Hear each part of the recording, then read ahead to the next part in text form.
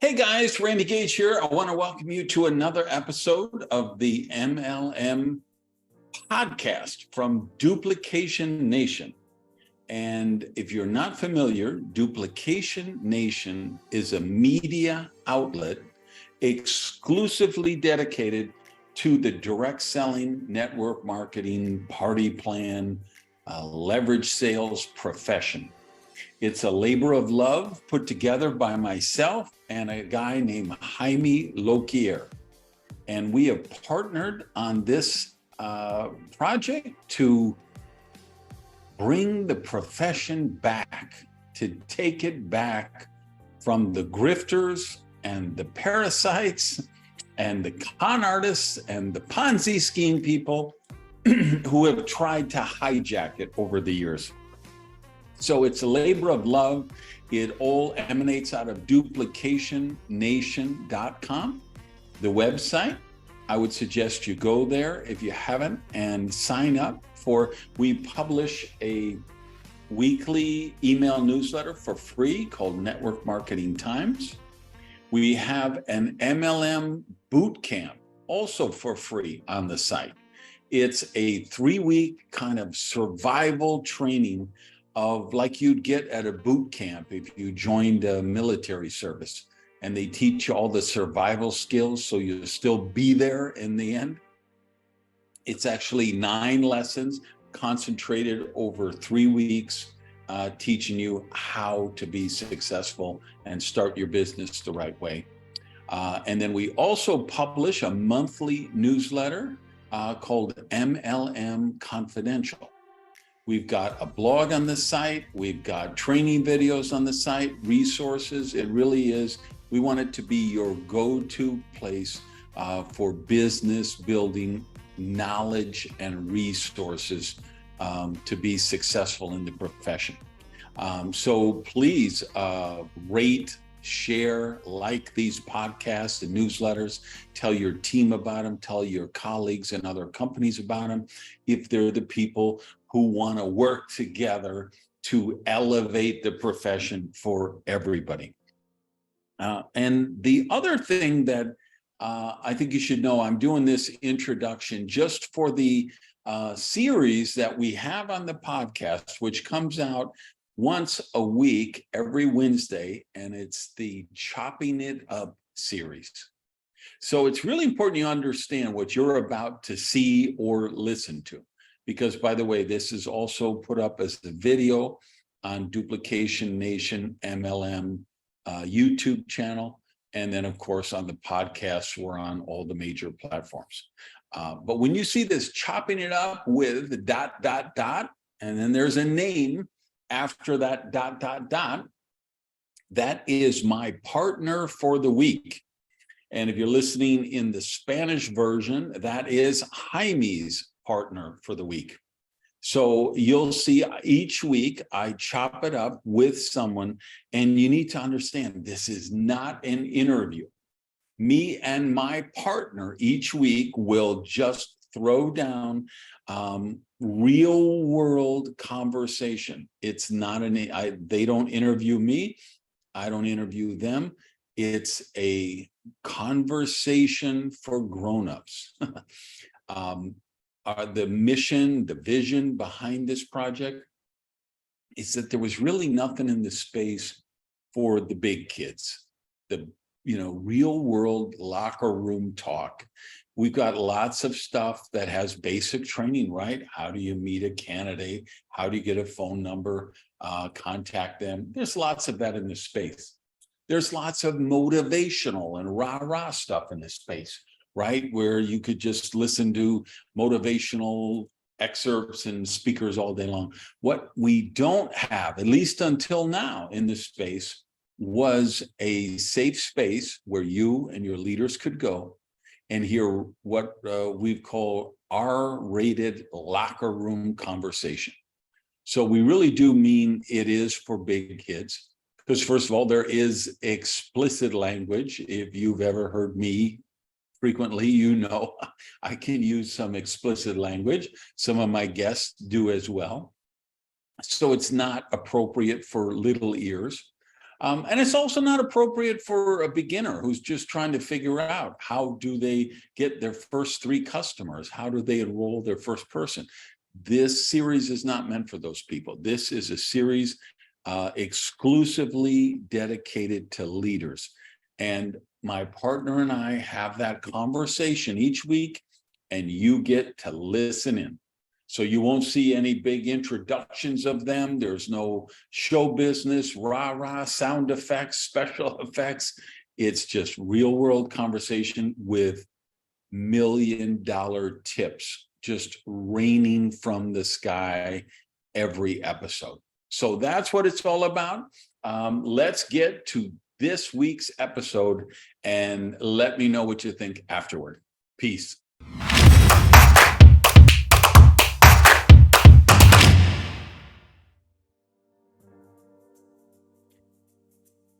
All right, my friend Peter, it is so great to see you again. How are you doing? I'm actually doing amazing. I'm so blessed to be back in Denmark after 2 months of travel. So that's actually really nice just to be home. And where about did you? You go in those 2 months? I followed your tracks around the world. I was in Melbourne and Sydney and Manila and Kuala Lumpur and Bangkok and Oh my God. Cancun and Fuerteventura and London and Oh my, Cancun maybe not on the list, but everything else is like favorite cities of mine that I love to visit. But you know, for the Europeans, the Cancun is actually very exclusive. I don't think it was Cancun. It was a little bit higher up, but we were 550 from the company. So in that perspective, having the whole resort for ourselves. So in that perspective, it was amazing. Yeah, see, that's the way to do it. Because the reason I say I'm not crazy about Cancun is it's just a tourist trap. It's kind of like Orlando and Disney World and all of that. It's built just for tourists. You don't have the local flavor and culture like you would get in New Orleans or someplace like that. But yeah, if you take an incentive trip there and you have your whole group together in a resort, that's amazing.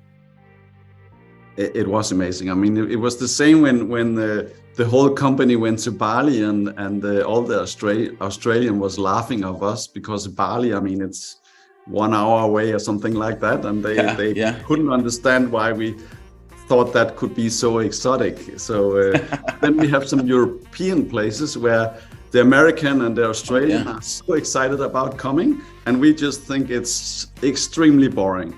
So that's how it is. Well, like just Orlando's the perfect example. There's 30 million people a year come to Orlando, and I'm like, oh, that's Orlando, but to somebody from Germany in the winter time to go to Orlando in January is the trip of a lifetime. That's how it is. But I guess you have been all over, and I know you've been in these places. So and I also work with your old friend Rob. So it's a small world. Yeah, you know what? I'm going to get Rob on one of these chopping it up soon. That's he's a legend. He's a legend. He's legendary in many ways. Yeah, he's a character. He's a good guy. Him and I go way, way back. Yeah. So listen, I thought it would be cool to start the same way I did with Orion, which was tag team storytelling. So I began a story and then he finished it, or we both finished it, depending on how this goes. So here's the story.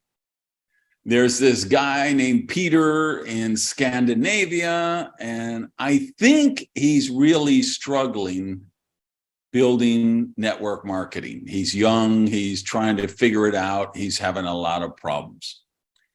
I'm doing some kind of a coaching track or something. It was like a coaching group. Yeah. Yeah, like a 6-week or 3-month, or I don't know what, some kind of a group, and you joined it. And so we're going through the thing, and you're working on all the stuff, and you say to me, I think I need a company to work. I don't think the stuff I'm looking at is working. I need a company. I'm in Denmark. What would you recommend? So I say, well, as a matter of fact, I have this dear friend in Norway, Orion Saleh, and he's in all over Scandinavia. You should talk to him. What happens next? Yeah, is it okay that I jump a little bit earlier in the story? Sure. There's no rules here. No rules. Okay, I will start a little earlier because we became parents in 2000, and I was working 60 to 70 hours. And the joke was that I was selling internet connections so people could work from home, but I was not allowed to work from home. And I was getting crazy. I was in the early 20s. I was independent, never made any money, but tried to have my freedom. So I wanted to get out of that office and also see my newborn daughter, Emilia, and clicked on a banner saying work from home. And I talked with this Danish lady from US. She lived in the US. And I mean, it sounded amazing. But I was extremely skeptic. So it ended up that she paid for my $4,000 start kit. And when I saw the products in my living room, I sent the money to her because I was 100% sure if I sent the money, I would never see anything. So that was first of all, it was a $4,000 starter kit.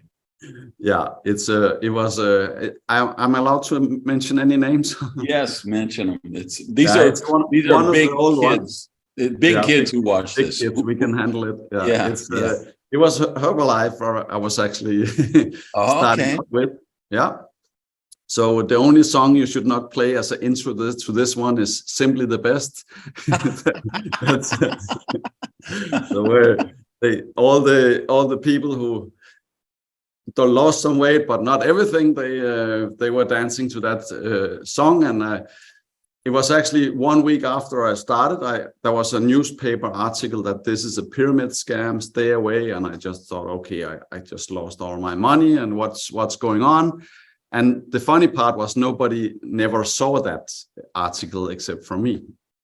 Wow. But then I struggled, and it took me 2 years before I really figure out that this was the blind leading the blind, and I was one of them. And then I started to, there was a Swedish guy who gave me a copy of a tape with an American guy, and that was you.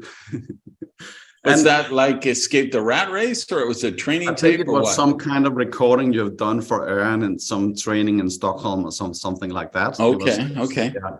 But I mean, it was such a relief for me to hear you speak, because I mean, I know we want to heal the world. I know we want to help people with all our good products, but this was the first time that anybody really talked about this profession as a business where you really could make a lot of money. And I got extremely excited and really I have dyslexia. So reading for me is extremely hard, and my English is a lot better than it was 22 years ago. So I just started to, I was a good soldier. I was told, go out with flyers. I think I delivered 100,000 flyers, and if you were lucky, one out of 1,000 would call you. I was having questionnaires standing in malls, asking people questions, so I could call them up afterward. I only worked with the cold market, and I mean, I did everything you could imagine you should do that doesn't work. So I was in the toughest school. And then at some point, I figure out that there was one team in Denmark that was actually doing very well and with some kind of leadership. and some kind of system. In the end, I was so good at developing system that every month I actually made a new one. So, and everybody here who has a little bit experience know that's a very bad idea. So I finally figure out that this group was doing well in Denmark, and there is always some protection laws in the network that you're not just allowed to sign up with the next one you like. You meet at a meeting, and that's how it should be. So I figured out that Pernille, the 16th year we've been together for 33 years, and I still look happy at least. Most of the time it's good. It's only once in a while I'm dreaming about something else. Having 3 kids, I mean, and all of them are girls. That's actually another story, because when I was young, I was dreaming about living together with a lot of girls, but I forgot to be specific. So now I have 5. I have my 3 children, girls, and then I have a girl dog, and I have 2 girl guinea pigs, and then there is me down here. So that's how it ended up. So if you ever make any dreams, be very, very sure that you are specific and put it out. So I figure out that this group was good to work with, and they were making some money, and the leader was making about $1 million a year, so it was good money. And since we couldn't just move, I talked with that guy, and we agreed that if Pernille signed up under him and then we married, I could actually be allowed to move. So I may be one of the few people in this profession who really married to get success. So I called Pernille and I said, we are going to get married because this business, we need to. And I mean, she was so mad. It took me a week to get her convinced. Are you suggesting that wasn't a romantic proposal? Yeah, I guess it's probably not my strongest side. But anyway, after 1 week of talking, she agreed that we would marry. And we got married, and we needed some witnesses, and that was our new sponsors. And Pernille never met them before, and I was in totally dressed down, because we just heard when you go to the mayor, you just go in, and it takes 3 minutes, you're out again. And then we came in, and the mayor was on a vacation, so it was the not vice president, but the next one in line. And he was very romantic, so he had poems in hearts cut out. He was reading loud to us and everything. And then at some point he asked me, why do you want to marry Pernille? And I just said, it's practical reasons.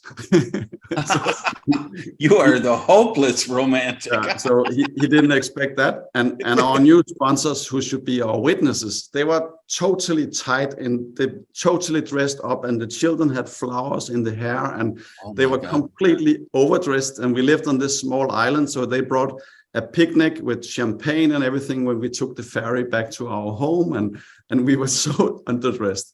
Very, very fun story. But 1 week later, I just called Pernille.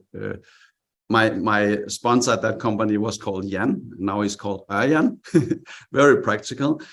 So I called Pernille 1 week later, said that, hey, Jan says we should divorce now, and she just ice cold said, okay. Oh my God. No, oh my God. But it took 6 months, and then they put some investigation, some former CIA, it's not called that in UK, but they had a headquarter in UK, and they put some investigating guys on me, because everybody else in Denmark thought it was a bad idea that I moved, because I didn't have money success, but I was a known face, and I was one out of 5 qualifying for the cruise and stuff like that. So not the leaders was not interested in me making this move. So they put on this investigating, and after 6 months they came back, and said to me, either you take everybody you sponsored now and move back to your old upline, or you need to take 1 year off, and then you can start wherever you want with whoever you want. And I couldn't go back because there was nothing to go back with. I didn't have any system or anything. It was still the cold market we worked with back then, with leads and stuff like that, and talking like a robot, reading the same script again and again and again. So I said, okay, I'll just take 1 year off. And just before all this, I bought a coaching group with you. And I think I paid $10,000. So I must really have believed that this coaching, generic coaching group could make my day. And it's probably the best. It's probably the best $10,000 I ever invested in my whole life, because here I am today. I did some research because I couldn't sit on my hands for 1 year waiting to start again. And your group was an action group, so I couldn't use it for anything if I didn't have a company to work with. So I traveled around in Denmark. You know, you can drive everywhere in Denmark in 4 hours. I'm talking a lot now. I hope it's okay. So you can drive all around in Denmark in 4 hours. So I found out who's number one from Amway, who's number one from ACN, and you know, New Skin, No Skin, Old Skin, and all the different companies. And I met some wonderful people. I mean, the heart, the right place. The only problem I had was all of them had impotent dreams. And they were making about $150,000 a year, which if you live in the other part of Denmark, you can have an amazing life. But having a sponsor who is retired and not hungry, I didn't want to have that. The last one I had, even though he made $1 million a year, he wanted to make much more. So I was a bit desperate. And you actually promised when you went into I didn't know that in the beginning because I already had a company, but you promised if you joined your group, you will find a good company, a good sponsor if you didn't have one. So I took you on the words and asked you, who do you know in Scandinavia? Because nobody in Denmark have any dreams. And then you actually connected with my today's sponsors for soon 18 years. And that's the beginning of the story. Oh man, that is so cool. That is so, to have all that, to try and go to another line, which many people have tried, which, you know, when you're young and you're naive and you don't know the ethics of the profession, and, you know, you're just desperately trying to make it in the dark. Many people fall prey to that and having to step back a year. So that was good. But the other part of the story that people have to know is that you didn't just go and get to work with Orion and make a few bucks. You became the top distributor in the world, and you have built an extraordinary business.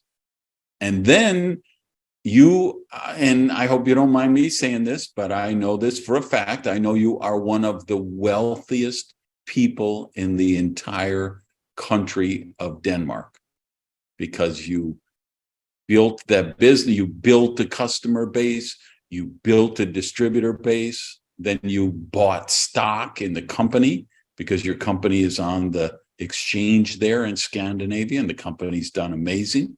So I imagine the stock has been incredible for you. And you've obviously done other investments and managed your money well. So, I mean, your story is one for the ages, my friend.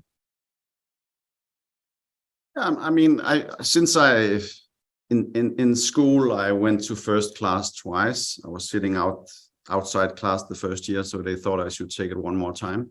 And in high school, like gymnasium, I had normally it's 3 years. I end up spending 4 years. And then I tried different educations, and the longest was 6 months. I was in the program, and then I couldn't understand anything, and I just dropped out. So that's also why I became independent, because I didn't have any grades to show. So I just created my own job. So I mean, that's for me, coming into a fresh company where everything is really where people know where they're going and there's very strong leadership. It was a blessing. I didn't need to invent any more system. I was sick and tired of inventing things. I just wanted to know, does it work? Do I go the right direction? And then I had these skills from school that I was every homework I did, I looked over somebody's shoulder. So I'm a specialist in copying other people. And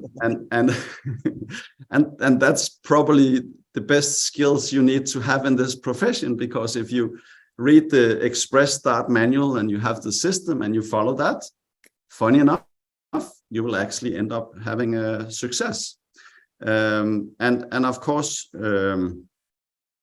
another part of it is to find out who to copy, because that's can be the key, my friend. That is the key.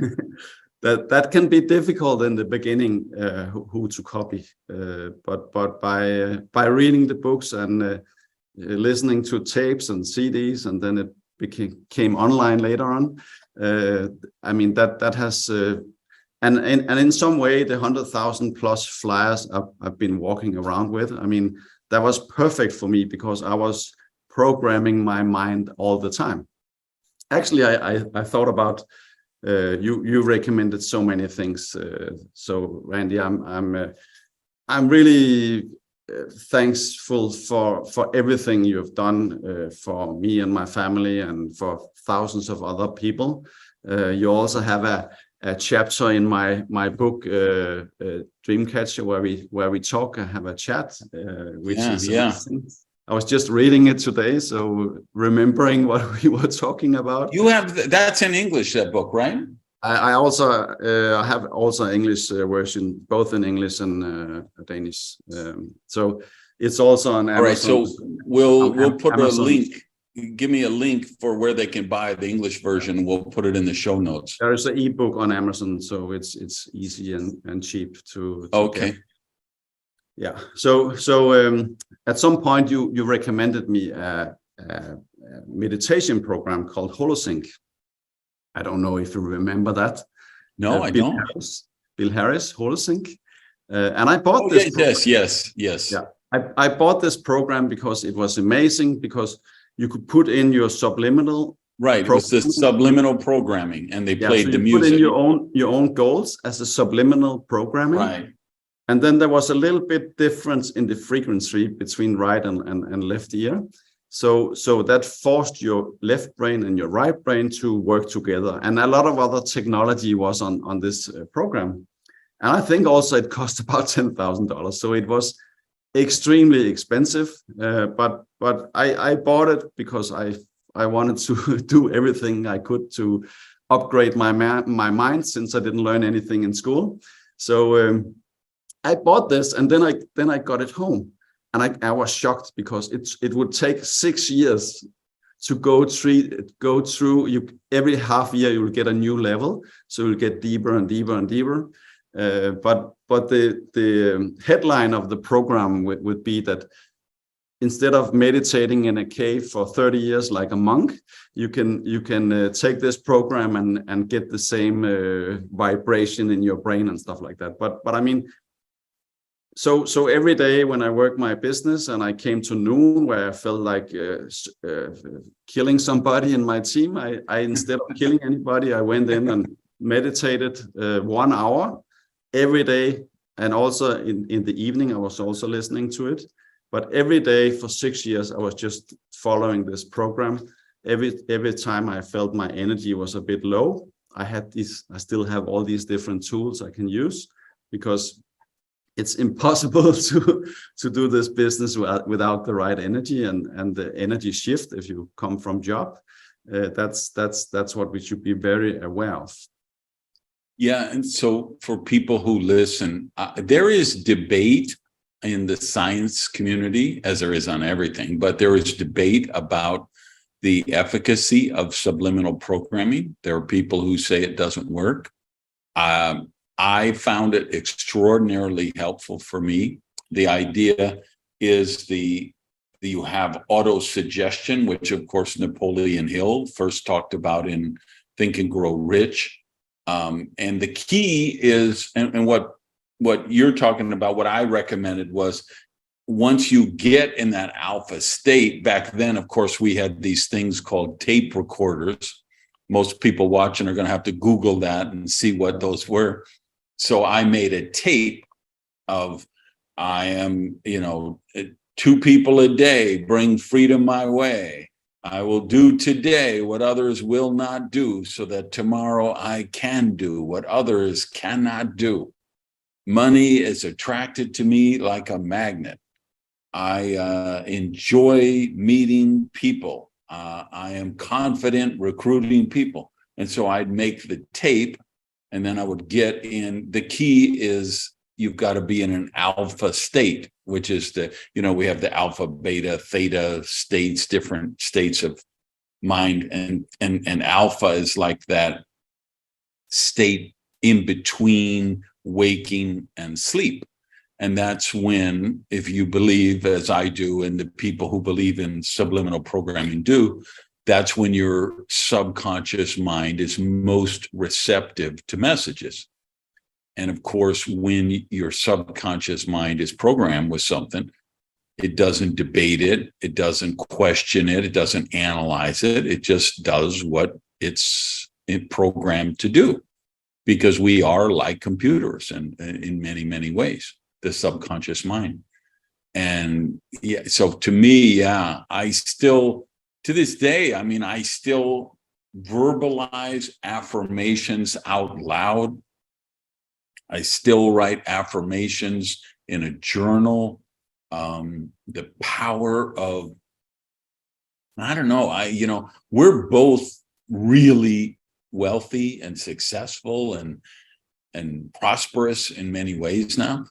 And you think maybe you could take your foot off the accelerator, but for me, I need it more today than I did at the beginning, because there's so much contrary, negative programming out there now that, with Twitter and Instagram and cable news networks. And I just feel like you need that positive programming more than ever. Totally agree. That's people. A guy asked me the other day, who's your competitor? And I said, it's Facebook, it's Netflix, it's all those things that steal people's time and the reason why they never succeed. Actually, one of the albums I've recommended the most ever, the 22 years I've been in this profession, is your Prosperity album, because I think it's the foundation for having success that you actually, on a subconscious level, allowing yourself to have success. And that album, I always listen to it still once a year, because I want to be reminded. And there's always something you didn't hear or forgot, or you get a little bit deeper in the training. So that's also, I really want you to republish that album in some way. It's just I think it's some of the most important stuff ever made as a personal development. And you can use it in any area. It doesn't have to be in direct selling, but I really think it's powerful. Well, thank you. I need to go and look at that, revisit that, because we still have it available on my website in the store. We went to a digital version many years ago, because I was just, when cassettes, then they turned to CDs, and then CDs went out, and I was like, let's just, cancel that album. I'm doing new stuff now. And we got so many requests that what happened? I bought this album, and now, you know, I had 8 tapes and I lost 2 of them. I need to buy the new album, you know what? And so we put out the digital version of it, and we've kept it. But it would be, I'm writing in my next book is called Thermonuclear Prosperity. And I'm trying to put all of my prosperity thoughts updated to the moment. But it would be good. I'm going to do that. I'm going to go back and look at that album and maybe re-record those audios just to reflect what's going on in the world today. With, you know, when I did that album, there was no Twitter and Instagram and Snapchat and, you know, these narcissistic, negative social media platforms that are just destroying people's self-esteem and polarizing them and creating ruptures in their relationships. And so it'd be a good time. Thanks for the suggestion. I'm going to look at really redoing that. Yeah, it's amazing. I also remember I bought your dream board. You made this pre-painted dream board you could fill out, and then you had this training how to put the different areas in your life you wanna be prosperous in. And the cool part is, I mean, everything I put on a dream board, I have today. So this is the new frame for my next dream board that I'm gonna do. Okay. Because that's what happened. People, they'll be shocked at when you actually do a dream board, and you just, for people who don't know, you just fill it with images of things you want to do, have, and become, and they don't have to mean anything to anybody but you. But when you do it, you manifest them, because every time you walk by, even if it's in the peripheral vision, it's making an impression on your subconscious mind. And so what happens after every year or two is you've manifested so many things on the board, you say, hey, it's time to do a new dream board. So that's kind of usually around New Year's, I do a burning bowl ceremony, and then I update my dream board. And this year I haven't updated my dream board. And I thought, I got some new artwork and some things, and I'm reorganizing my office. And I thought, I'm going to get an actual frame and I'm going to do a new dream board. Yeah, I mean, even the yard we have today, I had 10 years on my dream board. We got it last year. I actually just made a new dream board here. I just took a print of it because I have it as a huge poster in my office. So I just want to show you this. Yes. I own the car. I still miss the plane. So and it's me in the picture. So it's every time I see this picture, I try to get this feeling that I'm actually there, and how I feel just jumping out of my plane and the car is ready to go on track and have a fun day. And I mean, traveling now for 2 months, I'm sick. Even though it was business, I was sick and tired of. I'm sick and tired of planes and airports. I actually bought a small plane I will get personally next year, but I've been flying for fun for 30 years. But that's just a hobby, and it's okay to travel around in Europe. But I mean, everybody should travel like this. I mean, that's what we deserve. I still have never seen anything better than the plane that Tony Stark has in the first Iron Man movie. That jet is just to die for. That's just amazing. So tell me about, you and me, we're both car guys. Tell me about that car that's in the picture. This is the latest GT3 Porsche. I just put on some new brakes on it. I was not happy about the brakes, but it's I mean, it's an extremely good track day car. I love go to the Nürburgring. It's the most crazy track on earth. I'm going there soon. So that's something I really enjoy, going to different tracks and racing.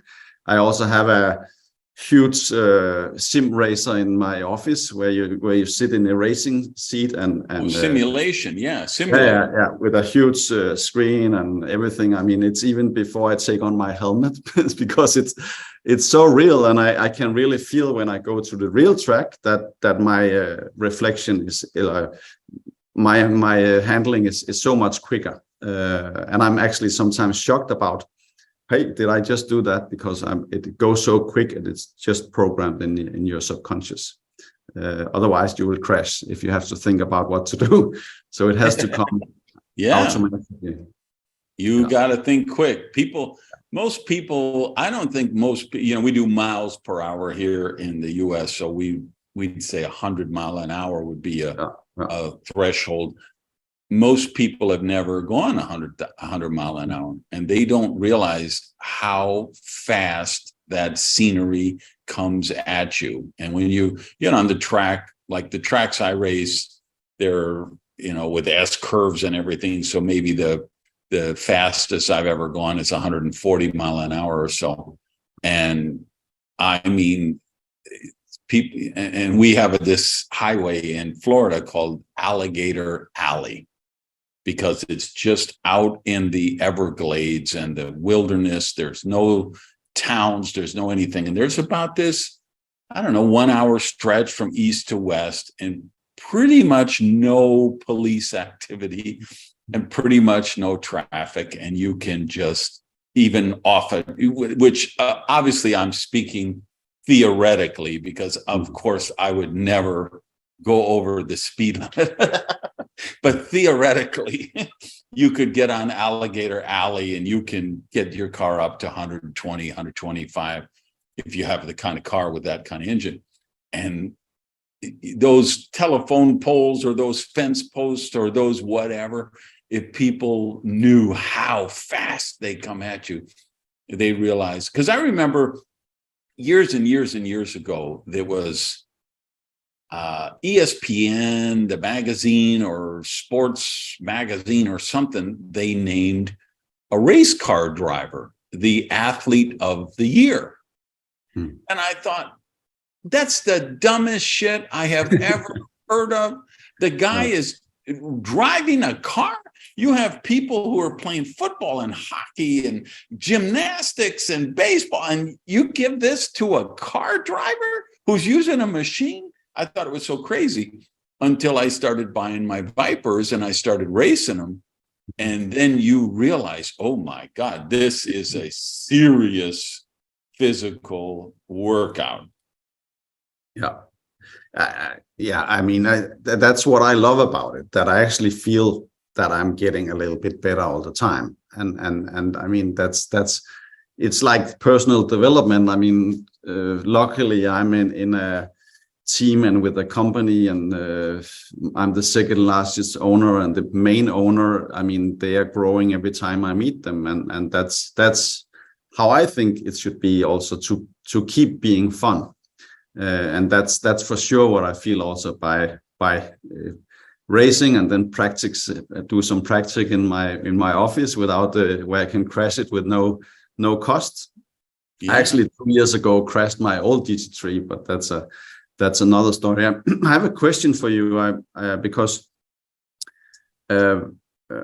when you go to a certain level in life, and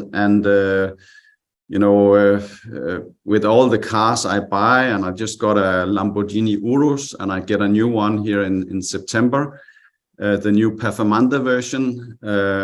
But I mean, almost every car I've had for a long time, I make money on. And the house we bought here is tripled in value the last 3 years. My yacht, which is unheard of, just raised the new price 19%. So I feel really, when you go to a certain point in life, I mean, no matter what you buy or touch, I mean, it goes up, and it's so unfair because we are probably the one need them at the extra gain the least. But I mean, it's like you probably also felt that many times in your life when you finally had money, then out of the blue, everything made money to you. I mean, what is your thought about that? I love that you brought up this subject. They had the Midas touch, is the old fable for children that everything Midas touched turned to gold. So I used to joke that I had the Prada touch because it didn't turn to gold, so it would kill people or whatever. It just turned into more wealth. I do believe that because I've had the same experience you did, right? So I bought I was living on this little island just off of Miami Beach on the causeway, and I saw them building this new condo on the water with the dock and everything. And I'm like, okay. And I was renting. I had never owned a home before.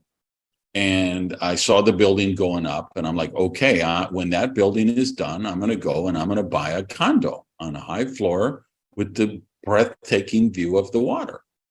And so I go, it looks like it's ready. So I call Billy Looper, who's my one of my top leaders in my team, but he's a real estate agent. I'm like, hey, Billy, I want one of those condos at Sunset Harbor.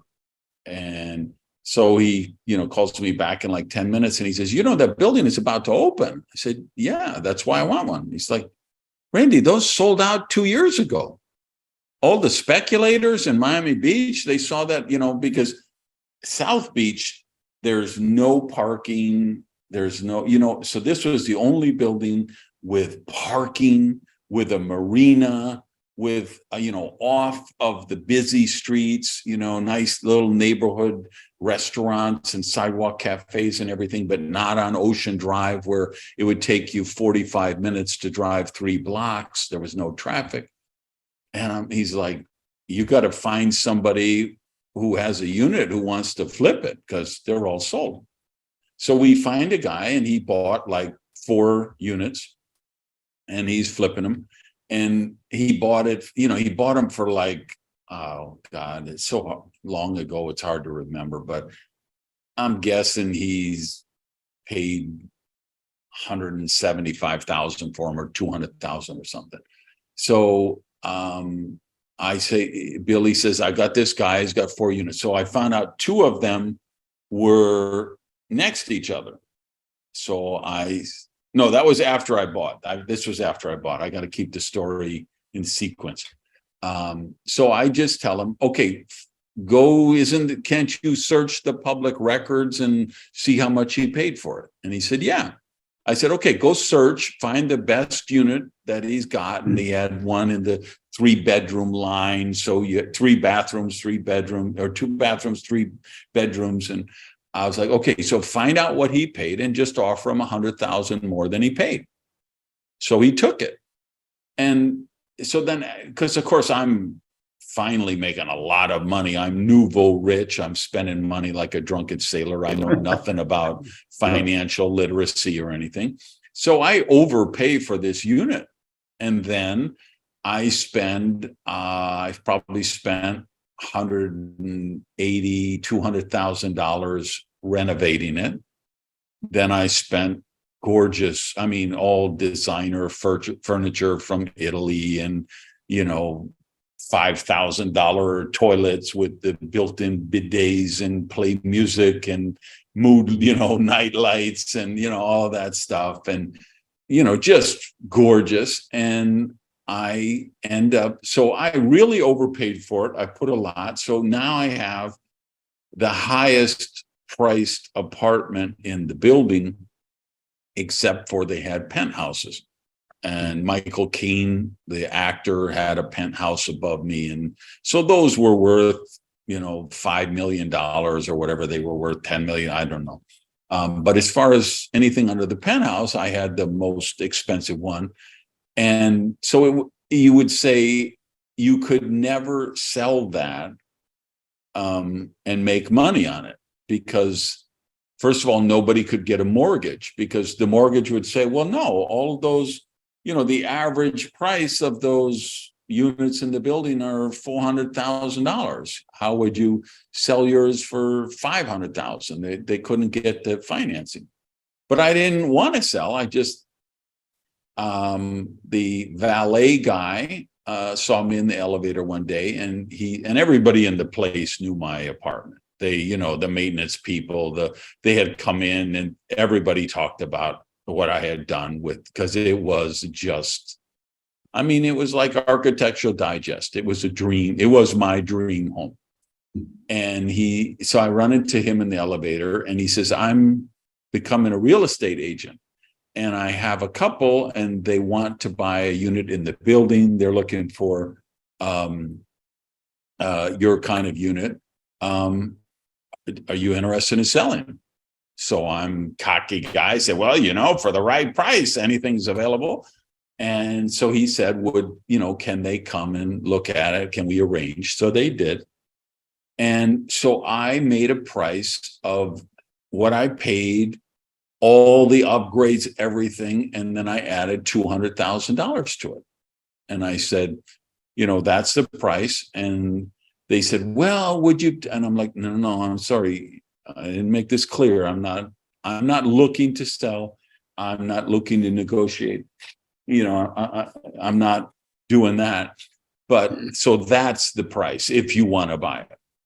And they said, could you give us a minute? And they went out on the balcony, and they came back and said, okay, we'll take it.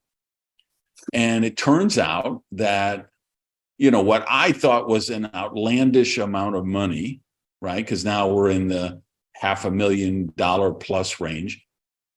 They got as a wedding present from her mom. They paid cash for this unit. So I made $200,000 on my first thing. Now all of a sudden, closing date is here. I'm not even sure where to go. I go to Hollywood, Florida, just north of here. I find a building, a unit on the ocean. This time I get the penthouse, the top floor, and like a elderly couple or person had died, and the, kids were selling the unit, and they just wanted cash. So I bought it, and I did the same thing. Now I just gutted it down to the studs and rebuilt it. And then I just, after, 2 years or so, I was like, I miss South Beach. Hollywood is the people are too old here. Everybody's got gray hair, and, I want to hang out on South Beach with the Miami scene. So I made again more than $200,000 on that. And then I went back down to the original Sunset Harbor, where I had bought. There were two buildings. I had lived in the one. So now I bought a unit in the next building. And now, at this point, I have it down to a science. Like this place I'm in now, I literally strip it down to the studs, everything. And I build it out room by room. I know exactly what I like. And, this floor, this is Siberian white oak from Siberia, right? This is the most expensive floor. It has to be in the Guinness Book of World Records. It cost me like $50,000 to the guy to install it, because there's, it's just like, but because I do so much chrome and glass stuff, I'm like, I need more earth energy in my apartment. So I'm going to do a wood thing. So I found this Siberian white oak, and, so I've got it, this is my thing. But so when I get the second place down there, I've told this story in a few podcasts, so I'm not going to tell the whole story, but I just got this hand-addressed envelope in the mail from a real estate guy, and he said, I have a client from overseas. They're looking for a unit in your building in that line that has the 3 bedrooms, blah, blah, blah. They have money. They don't need financing if they, so again, so now I think I made 400,000 on that unit. And the guy who bought it, who I never met, I only met his real estate agent. He came with his phone and he filmed it and sent it to the guy. And it was a sheik from Dubai. So I think, oh my God, I'm, off. It's, I'm throwing out this big number. This guy probably bought this with the money in his sofa cushions, right? It was a sheik, but He I didn't stole know the money that. from his au pair. Yeah, exactly. So yeah, and even like one of my Vipers was stolen, and I had just put it for sale, and so it got stolen. And there's this law in Florida that, and again, I had done so many modifications on it, like $10,000 rims and special braking system and racing exhaust, and you do all this stuff. I do.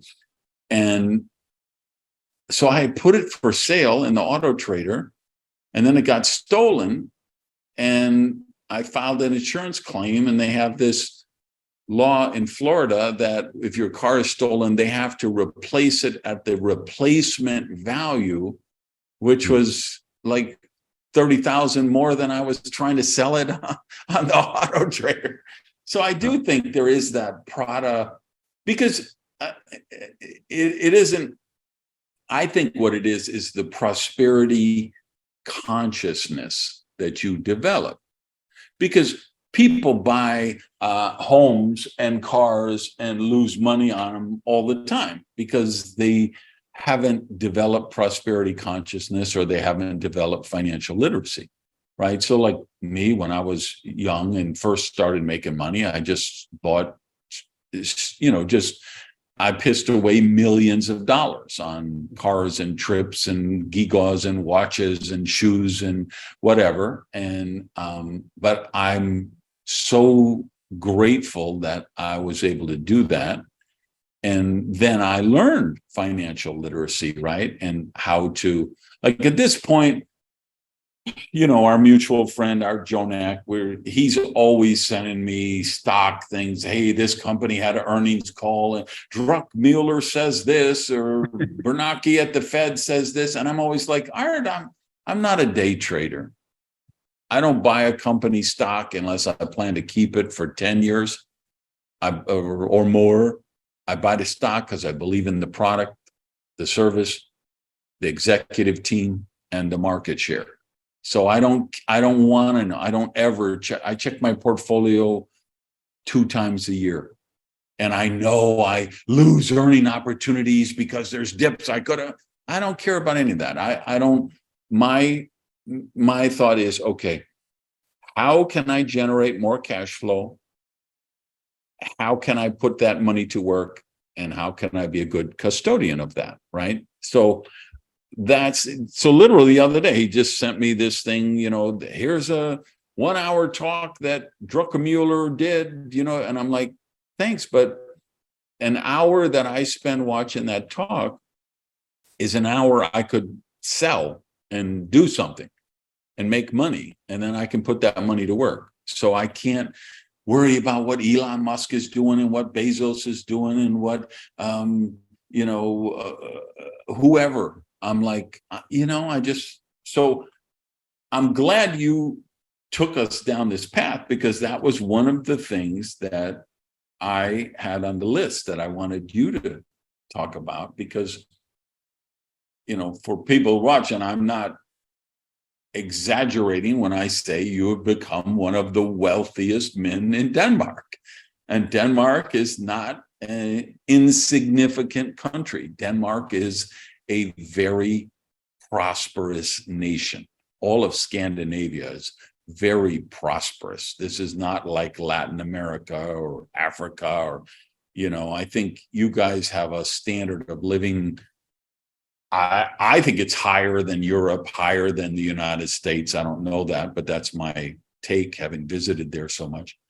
So my question to you is, how did you learn financial literacy? What did you study, or what did you do that gave you this skill of how to grow wealth. I mean, I just start with a small story, because we all always in our profession talk about it's not what you can do in 1 year, but what you can do in 10 years. And you overestimate what you can do in the first, but underestimate what you can do in 10. And I was just down driving Lamborghini in Barcelona on a track day. And one of the guys, he was the right hand to Jack Ma, the guy built Alibaba. Same as Amazon in US. Yeah. And so he invited us down to the ship, a yard on the harbor, and we came down there. We didn't know what to expect. We didn't know about what he was doing. So we came to this 200 million euros yacht, space for 12 people and 35 staff. And, you put off your shoes, and then you got some slippers you can walk around in. And when I left the yacht, they have shined my shoes. And amazing. And I mean, it cost $50,000 just to be in the harbor every day. And the sheets on all the beds, they changed every second day. They didn't want to have bugs. So no matter if there was anybody on the boat or not, they just changed the sheets every second day. There was a helipad and 88 point something meter. Amazing. And the reason why I want to tell this story is that this guy was a school teacher 19 years ago. So I mean, and in our life, we are probably at the top 200 in Denmark. I guess within the next 3 to 5 years, we are probably at top 100 in Denmark. So that's crazy, because with my background, I mean, it should not be possible. It was actually in the beginning, because I've always, like you, been a huge spender. I got a little bit of money when I turned 21, but even before I was 21, I went to the bank and said, "You can see I get this money when I'm 21. So can you lend me some money?" Borrowed against it. So I already spent my child's saving even before I got it, because buying stupid stuff. And actually, in 1999, after 6 years with my being independent, I actually owed the government a lot of money, and I was not legally bankrupt, but I had this huge debt that was just growing, 16 or 18% every year. So it became a huge number, and in 2005 I actually paid a little bit of money and then got free of it, because I've had that problem for 6 years, and then they have to see if you can make enough money to pay it off. And actually, I went to my boss. I had this job, and I said, I need less salary, because the fewer money I was making, the cheaper the agreement would be. So he never tried anybody coming to his office and said, I want less in salary. I want less in salary. And then the second I got free financially, and I didn't owe anybody anything. There is a law in Denmark, so you actually some kind of registry for 2 years. So I couldn't do anything for 2 years. So before, when I still owed the money, I could do almost everything. But after I didn't owe anything, I was chess mat.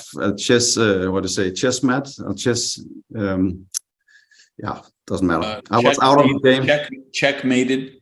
Yeah, for 2 more years. Meaning, like, you couldn't get credit? I couldn't do anything. I couldn't have a loan. No bank would touch me. So even after I was free. So that was pretty crazy. In the beginning, when I really started to make a lot of money in Cincino, it's actually a fun story, because I met Ørjan, and he was just turned 30, and he made 50 million Norwegian in direct selling, and spoke on a level I never heard before, except from everything I listened to from you. I said to him, I just want to go full time right away because I just want this get going and build the business. And with your coaching, I'm sure, and all the knowledge of doing the wrong things, I'm sure I can be sent in the right direction.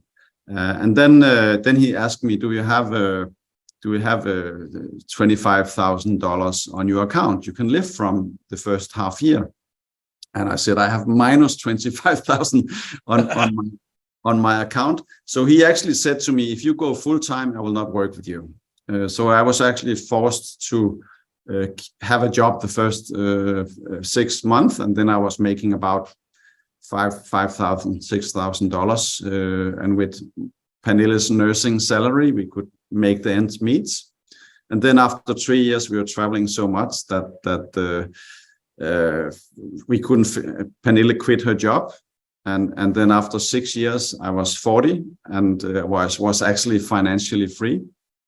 Tried to lie on the couch for a week or two, and luckily I have a wife that hates men on a couch. So I needed to find some bigger visions. But one of the things that helped me with my money issue, maybe it sounds strange because I've done crazy things. When I before I was qualified for my first bonus car, I ordered it 3 months ahead. And then I created that. I cannot recommend anybody to do that, but it works for me. I created this vacuum that I just need this car. I also did a promotion for myself where I recruited a lot of people in a certain amount of time. And if I didn't do it, I would go up to the government and turn in my flying license and say, I don't want it anymore, destroy it. So wow. that was the you painted yourself in a corner. Had to and do or die scenario. I need both a good thing and a bad thing when I put up goals. But what I did when I started making money was I lent all the money I could in my house, and then I lent all the money. It was 2007, so we could still lend money in the bank. So I took actually about $800,000 and put into this bleeding company we have today. Not today, but back then it was a bleeding company. And all the money I made, instance, I'll not mention my company, but all the money I made, I actually paid so much interest because of that loan. So that put me some kind up in the corner that I couldn't just spend more money because I made more money. So I made sure that my spending would be on an investment, which was buying all these shares in our company. So that kept me tight. Then we have several times during these 17 years, we went too far ahead. And at one point we had a huge, down to the ocean here, we had a huge house and a huge garden, and it was almost killing my wife because she is really wants things to be perfect. So even though we had gardeners and au pairs and window cleaners, we had everything, she was just so stressed out. So we were running away from that house after 1 year and find out we need a more simple way of living. That's how we prefer where we live. So it's simple. And many times during these years, we went too far. And then at some point we were traveling so much. So Pernille was so angry at me that we've traveled too much. So that's also a problem you can have. I know a guy that he was so happy because he just got his first private jet. And then he got teased from his friends because he only had one toilet he has to share with the pilot. And the other guys had 2 toilets on their private jet. So, I mean, no matter what level you are on in life, there's always a new level you can go to. And that's also what makes it beautiful, that finally, when you think you made it, I mean, yeah. There's always a bigger boat. Yeah. There is always a bigger boat. And yeah, that could be a negative thing, or it could be a positive thing. Like one of the things you see, I just have a simple flower here on my desk, but I have fresh flowers all through the house all the time. That was a prosperity decision that I started making when I was, I don't know, 35 or something like that. And I thought, wow, fresh cut flowers. That's, nobody had ever sent me flowers in my whole life. I had never bought flowers for myself in the whole life, but I started going to nice places, nice people's homes, and they had flowers in them. And I started staying at really elegant hotels, and the suite would have flowers in them. And I thought, man, I should do that at home. So I went down to found this really incredible florist in South Beach and said, okay, I need someone to come to my house, see my decor, and then figure what are the arrangements that I should get. I don't want red roses. That's a trope to me. Don't send me like orange stuff at Halloween. And no, I don't want that crap. I want gorgeous. I like tropical stuff.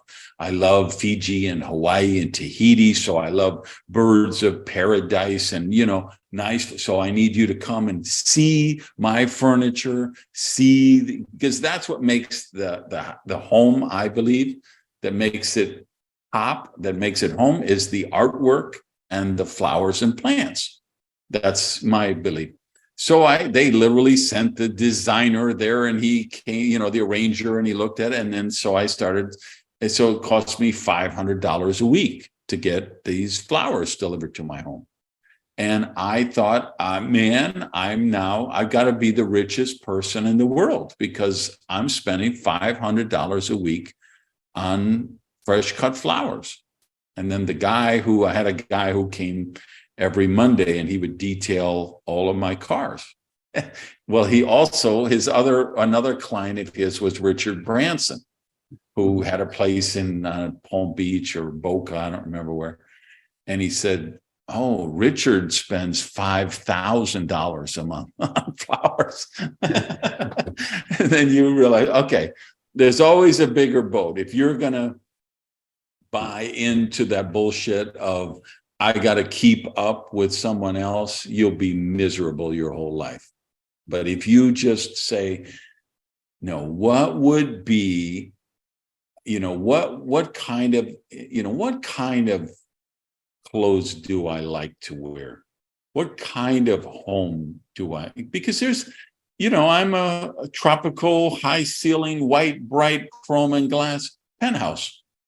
A lot of other people would hate that. They want a log cabin in the woods, or they want a Swiss ski chalet, or you know what I mean? It's got to be what speaks to you. What kind of cars, yes, you can have that as well. A car just takes you from point A to point B.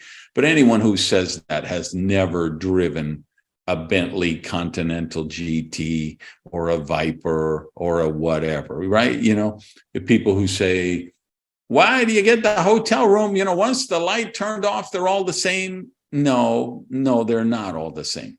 There's a difference between the Marriott Courtyard that I stayed at yesterday when I went to visit my mother in Madison, with the, square air conditioner by the window, and, the elevator, versus when I'm in a city that has a really elegant hotel. And, I've had suites with koala bears in them. I've had suites with, 3 whirlpools and 4 balconies, and, no, they're not all the same. Even when the light is off, okay, if you can still hear the ice machine out in the hallway, you can still hear your neighbors in the room next to you. Those air conditioning is moldy, the quality of the sheets, the quality of the towels, you know what I mean? So what you got to say is, what's the stuff that enhances my life? Like you and me, we're car guys, right? There's other people, cars don't do a thing for them, but they're boat people, or they're motorcycle people, or they're airplane people. In your case, it's all of the above, right? So, by the way, that's what I was saying. I was talking to Orion the other day, and I said, hey, I'm doing the Chopping It Up with Peter. Anything I should ask him or talk to him about. And here's what he told me. He wrote me back. He said, Peter is very good at living life. He does all the cool, fun things, car racing, hunting in Africa, hunting from helicopters, hiking trips for weeks at a time, renting private islands for his friends, dining at the best restaurants. So that's what has to be on your resume. He says, you're very good at living life. Yeah, maybe he also think I'm maybe too good at it sometime, but I actually this year decided to do even more in our business, and it has been a fun process because it's I mean, I always have this feeling that I start totally from scratch, even though I have almost 200,000 customers in my portfolio. I mean, I still feel like starting from scratch when I start over, and I think it's a normal feeling because we don't have an office with 1,000 people where we can see everybody is working. I mean, we have no. Of course, I can log into the computer and see that the credits are coming in, but it is a lot different way of working. My big dream was to be totally free, and then the day when my phone stopped ringing, I still missed that somebody wanted to ask me about something, and then I luckily could start new lines, and then I had somebody who were codependent on me again. so it's such a different way of working than everything else, and that's also the beauty about it, because I can't figure anything else out where you can have the freedom we actually have in this business. But I mean, we like the social part. We like to do something with our partners. We like to invite for dinners or ski holidays or other stuff. So we always try to combine what we love and then on top of that, of course, also building the business. And we also like to give back. We have a huge organization in our company where we have, and right now, 1,000 kids going to school paid by us. And that's the big hairy goal. It's 1 million kids we want to help go to school. So there is many levels you can spend your money, and as I said before, we move sometimes too fast, and dreams we thought were our dreams are probably not our dreams anymore. I think what I will spend the most money on in the future is service, because we want things to be easy. I mean, I have this yard right now, and I still remember when I was a kid, I have to paint my father's yard every spring, and I hated it. So I mean, I would rather pay crazy amount of money to just have somebody fixing that. And even the cleaning of it. I mean, some people, when they have a yacht or a boat, they love just to do everything themselves and become the boatman. But I just love that it's clean and beautiful. Now we have it, and I just want to sail. That's what I like. I don't want to clean it. I'm not actually very good at cleaning. You can ask my wife. So I think service is a huge thing, because I mean, you can only drive one car, and I still like the simple living. I prefer that. I actually found out, but how I always heard about a Range Rover, how expensive it is to have a Range Rover, and then I found out how to have a cheap Range Rover. You just start with some much more expensive cars, and then you get the Range Rover. Then it feels like a pocket money. so yeah, for people who haven't seen the show with Jordan Adler, it's worth the listen just to hear him and I bitching and moaning about me moaning about the cost of upgrade on my Range Rover.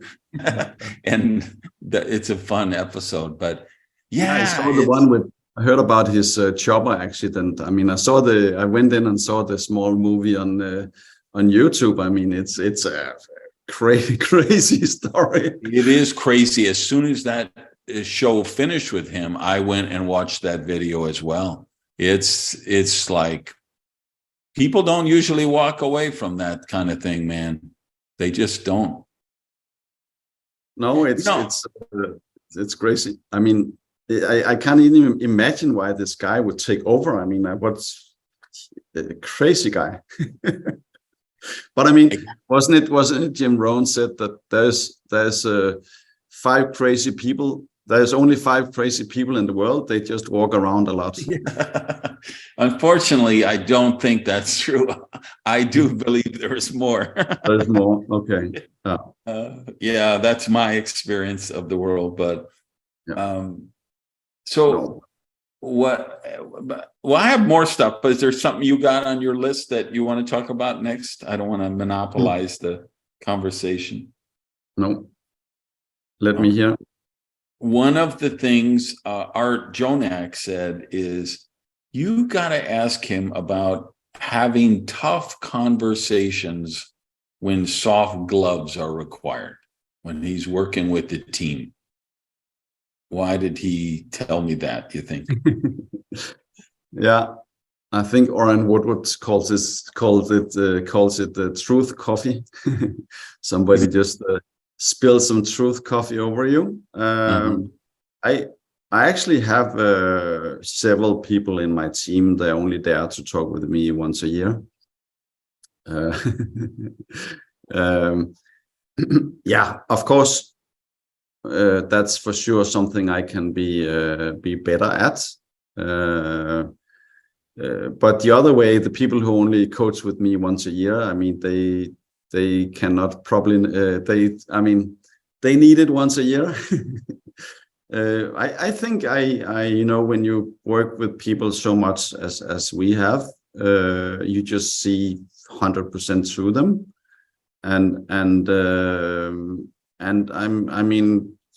What is a best friends for? In my perspective, your best friend is the one who tell you you're an idiot.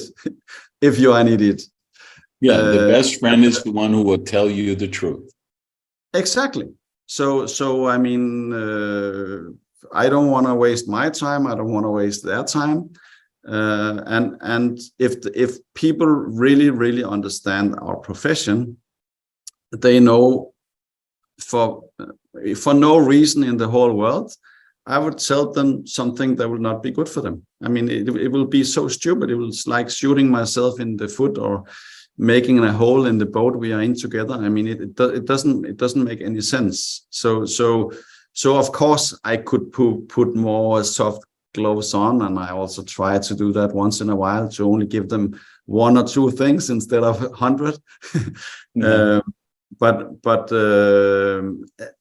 I can for sure be better at that. But I mean, most people live like they have 10 life, and I mean, even though they have 9 or 10 life, I totally respect that. But why not get the most out of this one? And they are like in this sleepy state. I mean, wake up! It's now. I mean, I have friends. I'm 51 now, and I have friends that is younger than 50 that have blood clots, and you don't want to spend time with them because every half hour they are angry because you didn't tell them what you told them 30 minutes ago. And and I have friends a little older who also get blood clots and get into health problems, and overnight their life changes. So my plan is to become 120, so I still have 69 years. But I mean, I don't want to regret any day. I don't want to. I want to put my head on the pillow every night and feel that I did everything I had in me, everything I could today to enjoy life and help people. And I don't think I help people by telling them what they want to hear. And since I have an extremely huge team, many times I maybe only have 1 or 2 coachings a year with some of the people, and if they can't handle it, I mean, maybe they should go back to their normal job and get a salary where they can sit sleeping all day and just pretend like they're doing something. I mean, we are paid for getting results, and yeah. I mean, so I always try to do it with love. I try to do it from the heart, but I know some people who don't want to talk with me because I maybe see something they don't want to address. Yeah, no, that's the greatest gift any sponsor can do, is when they're doing it from love, right? I mean, we all know people who will tell us what we're doing wrong. That's not what we're talking about. We're talking about people who want the best for you, and they will be the one and say, I think this guy you're dating is another repeat of the 6 other negative relationships you just were dating with abusive people, and maybe you should look at that. Or, hey, I think you're not you're not taking care of your health, and it's threatening your future. Or, you know what I mean? We need people who will tell us the truth, but with love, who really, not out of jealousy or to sabotage us, but because they really want us to do more. And that's the thing we get in direct selling that you just don't get in any other space, I think. I think the main thing is actually I believe more in them than that they believe in themselves. I mean, and that's in itself, of course, is a conflict. But I mean, I have never seen anybody in my business who are willing to upgrade the computer, are willing to do the work. I mean, at some point they succeed. They get into this sandbox we create for them with development. But if they work and upgrade the computer, they will for sure get success. I mean, the 2 guys I started the business with in Denmark, one was called Ip. He's still here, was my biggest partner in the team. And then there was another guy called Henrik. And Henrik, he was so amazing. He knew everything about the comp plan. And Ib and we called him all the time and asked him questions, and he could explain everything. And he was such a good guy, and he also built a good team. But Henrik never managed to. I'm sure he read the book. I'm sure he listened to the tape, but he never took it to heart. So at some point he reached his limits of his capacity of what kind of team he could create without sabotaging himself. And in the end, it became so frustrating that he actually quit, and he's not here anymore. And he was one of the first 3 in the team. And it's so sad because we really liked him. Like I'm sure if I meet him tomorrow or today, I will still love to hang out with him. But he never cracked the code of growing. And I think many people since school, I mean, is some kind of program when you're done with school. Okay, then I just need to go on autopilot and I mean, I always plan when I go to the gym, I always plan my life so I go against the traffic. So I don't want to sit in traffic with everybody else. So every morning I see these people when I go to the gym, totally stone face. Even though if somebody want to go across the road, they don't stop, even though they will still be behind the car in front. I mean, they are just so into this zombie mode every day. And I'm just going to this amazing spa gym we have. And 3 times a week, I can attend this CrossFit closed team with people who is almost all of them have more money than me, which is perfect. That's the people I want to hang out with. And then this CrossFit, like it's like I've never been in the army, but I guess I've been on a boarding school, but I guess it's like being in the army. You know, we get the burpees if we talk, and you know, we have all this punishment, and it's actually really funny because it's people from about 50 up to 60, and we are being treated like small boys. And then afterward, we jump into the ocean in the winter. If there is ice, we go make a hole and go into the water. Oh my God, you do that? Go into the sauna. And then 9:30, we have a Michelin chef making breakfast for us. So that I can attend 3 times a week. Beautiful way of starting the day. I'm always very scared about the training, but I love the food, so I come mostly for the food. and I had tried to go for the food without the training, but he will not allow me to do that. But if I could, I would do. You know, the other thing you seem to do really well is utilize events, major events, and incentive trips, both. And you get huge turnouts on your incentive trips over the years. Can you talk about that some? Yeah, I remember some of the first events with Herbalife where I was so excited as standing outside waiting, had 10 guests coming, I had the tickets, and nobody came. So that was my first lesson, that you should never buy tickets for people, because they will just feel maybe a hangover or whatever, and it's not today. So my first lesson was to always make sure that people buy the tickets. If you want to be nice in some way, you can always say when you have been there, you can get the money back, but you have to come, you have to be there. And it's crazy, because everything that is free has no value. Yeah. And just a little bit of $20 or $30 ticket, I mean, that will get people up and go to the events.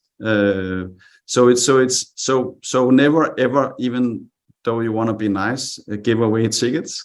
Make sure that you sell them, and that has been our mantra in building the organization and building the events. It sounds maybe strange, but I'm actually an introvert. So I mean, if I could stay in the hotel room watching the event on my computer some of the time, I would actually love to do that. I actually like the conversation like we have right now. I'm not too standing in a bar with loud music where you have to scream and be lucky if you hear what the other person say. So I prefer the smaller groups, the intimate conversations, and it's.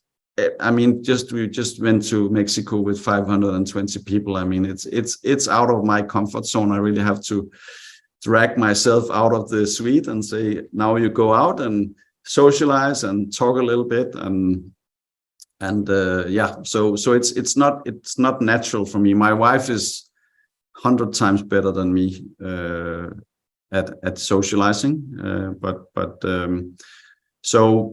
building the events and I mean, it's the lifeblood.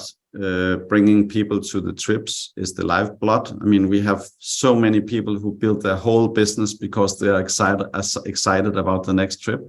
Yeah. And I mean, what's not to like? You go on a trip for 7 days, 5-star hotel, everything paid for, and you are even getting your commission while you're traveling. So I mean, it's a huge thing, and I have had people so many times with me in an airplane who have never been out traveling. So we also a huge eye opener for a lot of people who would never maybe end up traveling in their whole life, but because they get on this trip, and it's not just a trip, because I mean, we've known many of our partners, some of them up to 17 years. So it's like traveling with extended family, and you cannot buy a trip like that. It's right. Totally different. And there's theme parties and gala parties, and my youngest and oldest daughter got a diving license, open water diving, while we were at the resort, and I was out diving with them. Huge experience. Yeah. Crazy to be out with your daughters, see them do that, and they were like a fish in the water. So it was so cool to observe. But I mean, it is a huge thing, and we normally say that 5% of the work is to get people to events, but it's 80% of the results. So it's where you get it from your mind to your heart. That's basically what's happened when you bring people to the events, and that's why it's so important. And that's Hilde is coming here the 4th of June. So it actually yesterday started this action group where we connect every day 10-15 minutes on our local Facebook here in Denmark. And just, what can we do and how many more can we call and who can we invite for the event? And sometimes we need some small competitions or some small actions. And sometimes even I have to step up and lead the way. I had to, because it's in 2.5 hours here. No, sorry, 1.5 hours I have this call. So I don't hope we talk that long.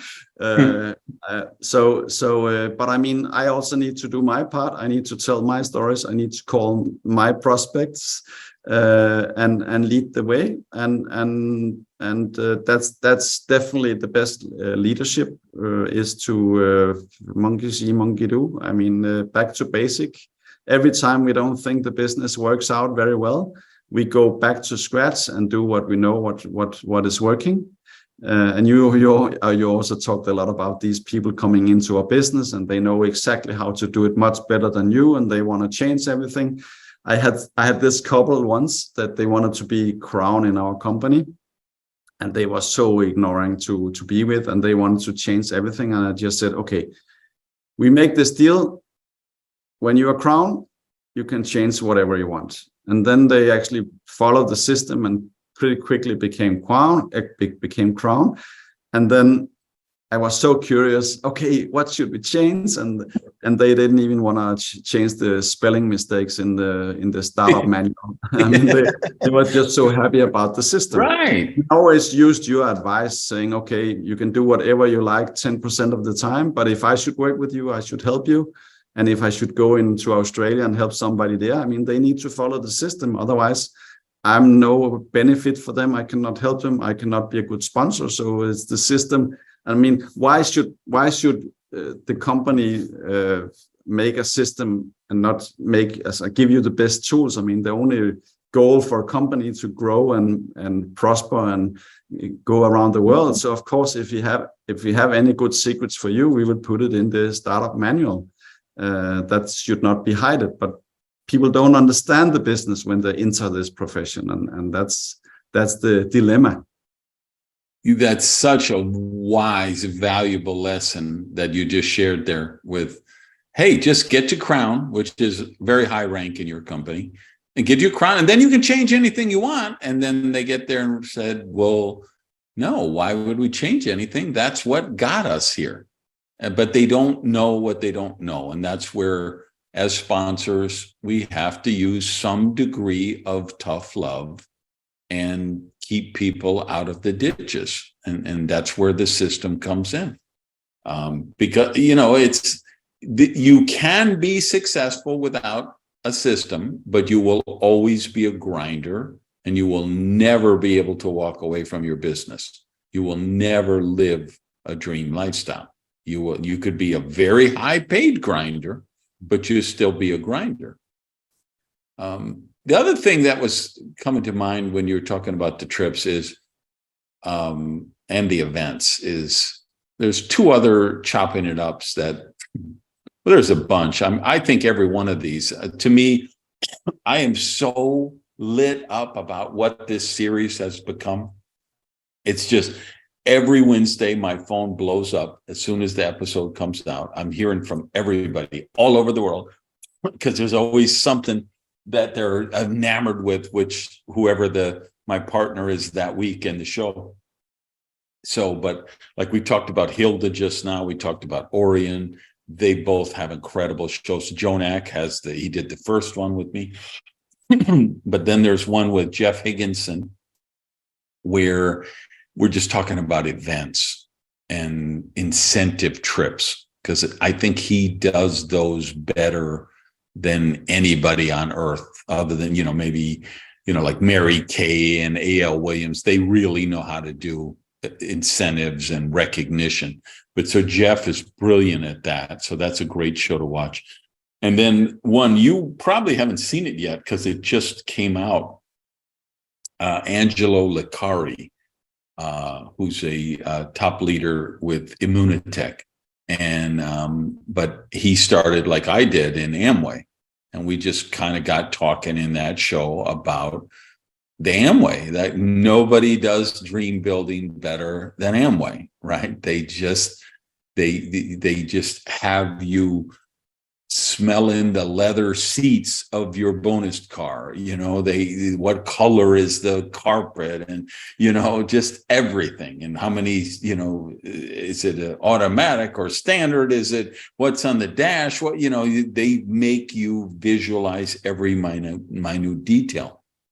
And when I was chatting with Jonak, he said, what you should ask him about is Anne and I went on a trip with him and his wife and Orion and Hilda, and on early in your career, and you went to Saint-Tropez, I think.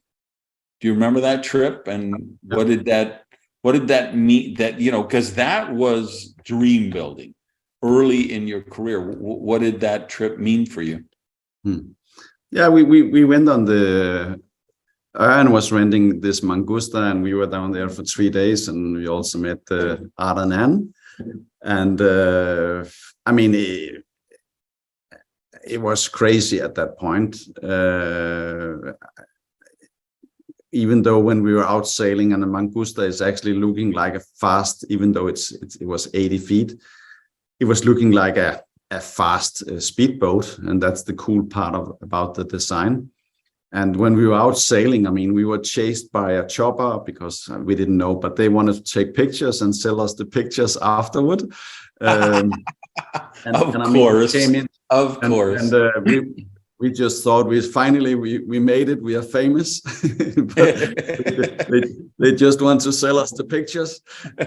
No, but so but the fun part was when we came into Saint-Tropez. Back then it cost 1,000 euros per day, which we thought was crazy for a harbor place. And I think it took crazy amount of gasoline when we had to fill it up when we returned it after 1 week. And when you are backing into the harbor, so you can see everything going on from the back of the yacht, and we were actually the smallest yacht of all of them. I mean, there were some Russians having a competition of who could bring out the most famous. They took out the famous singers and everything, and they had this competition going on against the yachts, and who has the most beautiful girls and all that stuff. It was crazy, and you were looked at from the crowd like they were in a zoo, and you were the monkey sitting grinding. No, but I mean it was another next level in prosperity mindset, and I think it was beautiful. Yeah, you just heard about my Jack Ma story. I mean, I actually forgot about the yacht. Ern is always talking about the yacht, but since I visited this new yacht, and it was very Scandinavian design, like I like it, with very light colors and very beautiful. Since it was also his right hand, he's a Danish guy who they spent 2 years preparing and 3 years of building the yacht. But when I went to that yacht, my yacht dream actually came back. But I think I will have a light version, and that means I will let Ern buy the yacht, and I will have it rented for 1 month every year. So it's the simple version of having a yacht. But I mean that was crazy. Just a fun thing I just remembered here. I just introduced a new tool to my team. We started the conversation today about Facebook, Netflix, Viaplay, whatever it's called, that steal our life and steal our time. I mean, 10 new series is published every day. So I mean, you can really spend your whole life looking at other people so they can make royalty instead of make your own royalty. And I just made this this card, and it says on one side, it says, in a meeting, you're building your dream, all is well. On the other side, it says, not in a meeting, and there is a crack in your heart, build your dream. And then it says, book a meeting. So because what I hate the most in our profession, I hate people crying out loud where I know they're doing the wrong stuff. And I don't want anybody in my team crying about not getting results if they don't do what they're supposed to do. And the only thing you can do when you say, I have 5 hours today to build my business, it's either to be in a meeting or you are booking a meeting. That's the only two things you can do. I mean, that's basically it. And then every time you have your hands full and your brain free, you upgrade your computer when you're out walking, running, exercising, driving your car. If you're not on the phone calling people, then you upgrade your computer. And for me, it has always been very important to have some analog, very simplified things that I mean, because put a note into your computer or then 5 other things pops up. It's the same on my phone. Sorry for not answering your messages right away, but the only thing I have directly into my phone popping up is SMS and the phone calling. Everything else I only see if I check it, because I'm getting crazy about all these things you can turn off and taking over your life basically. So I like the simple things. I also, when I recruit myself, I print out a list with some things I can check off and stuff like that. I like to have a very, very, very, very simple way of controlling my time and controlling my results and controlling my actions. And that's really helped me. And I'm sure I also have, this is my schedule. You know, I'm still totally old school, but I can, in 10 seconds, I can tell you if I have time or not. Totally old school, tell you in 10 seconds right here. I mean, how many times have you seen people looking into their phone and it take them hours to find out if they have time? I mean, it's hopeless. I understand if you're in an office where there's 1,000 people and you have to coordinate meeting rooms and 10 people jumping into different meetings. I'm sure it's smart to have an electronic calendar, but I mean, what we do, we can only have one meeting at a time, and take 10 seconds to see if you have time and say yes, and booking the meetings and plan your time. I love so much this last segment you just mentioned for just a whole bunch of reasons. The power of the calendar. If somebody comes to me and they're stuck and we're doing counseling, first question I'm going to ask is, bring me your planner. That's why the other reason why I love print ones, right? Bring me your planner. Let's look at it.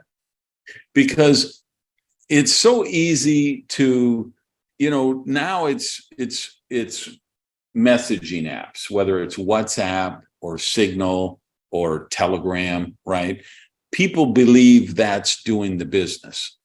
So they, you know, let's say they're in a weekly pay plan and the pay plan closes on Wednesday night. So Tuesday night, they start sending text to the group. Hey, closing out tomorrow night. Who's fired up? Fire emoji, fire emoji, fire emoji. Then 817 people all respond. Oh yeah, I'm so fired up. And so now the thread is the group is worthless. There's 10,000 messages in there and there are people that spend 2 hours a day scrolling through all these emoji messages, and they're not building the business, and they're, who's fired up? Who's with me? We're going to close.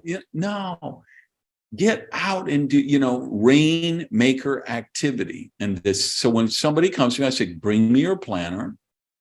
And I've always said, remember, we had a deal. I told you, because what I do today is I sell my sponsorship to the highest bidder. And when I say that, I don't mean with money. They can't pay me with money.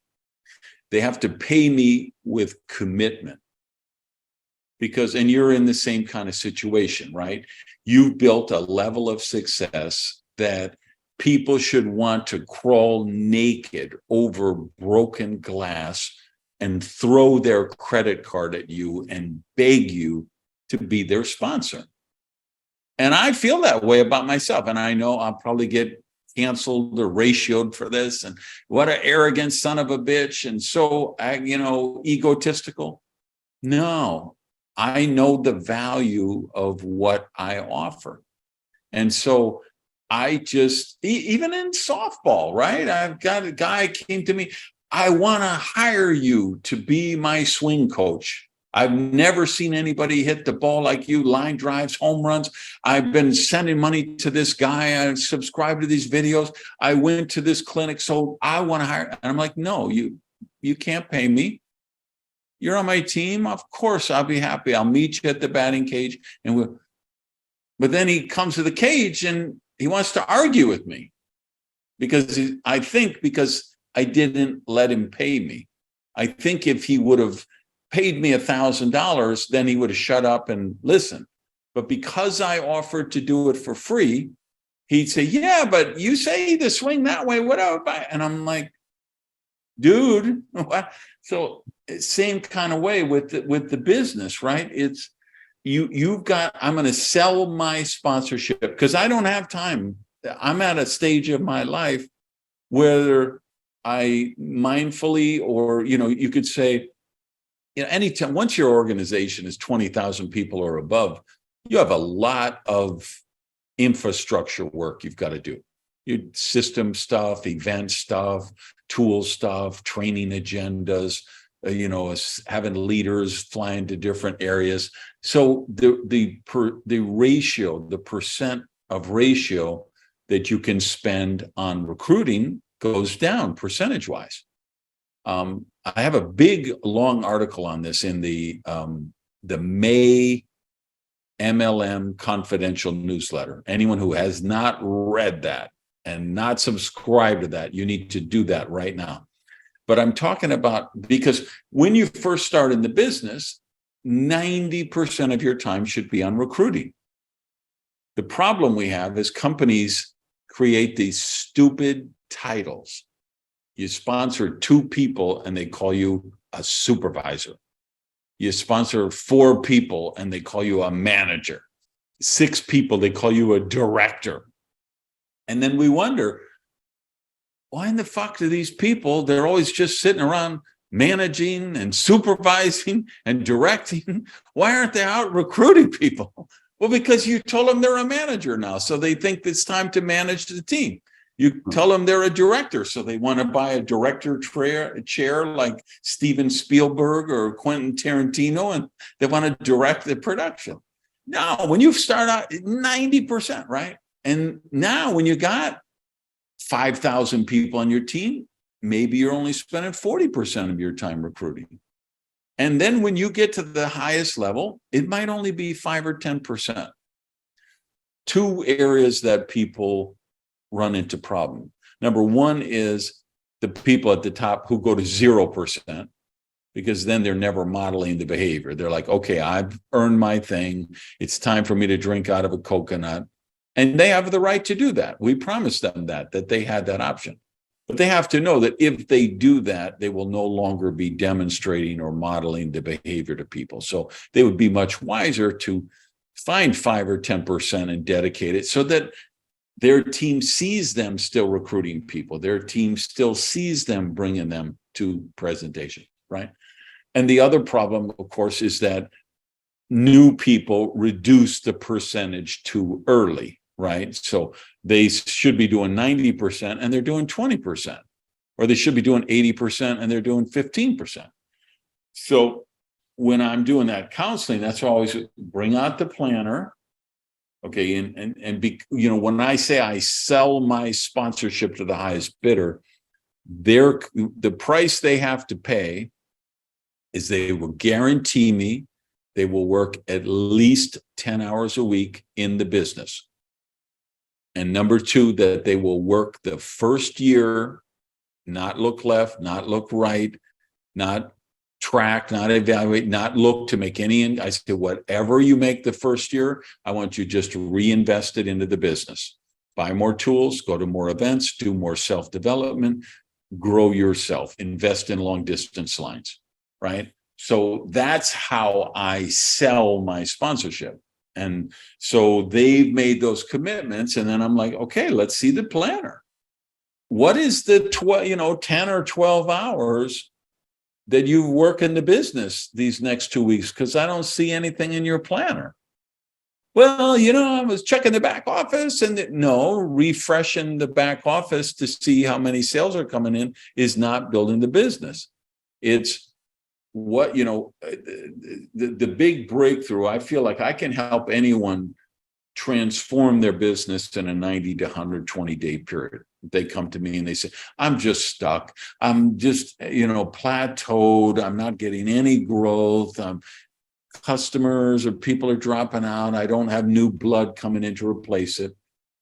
I will look at the planner and I think we can transform them. We can exponentially grow their business in 90 or 120 days by looking at the planner and then making the plan and say, okay, let's get back. What's the 12 hours you can give me next week? Let's mark them off in the calendar. And then how much of those 12 hours can we devote to rainmaker activity? That's what that magic little card you just created is.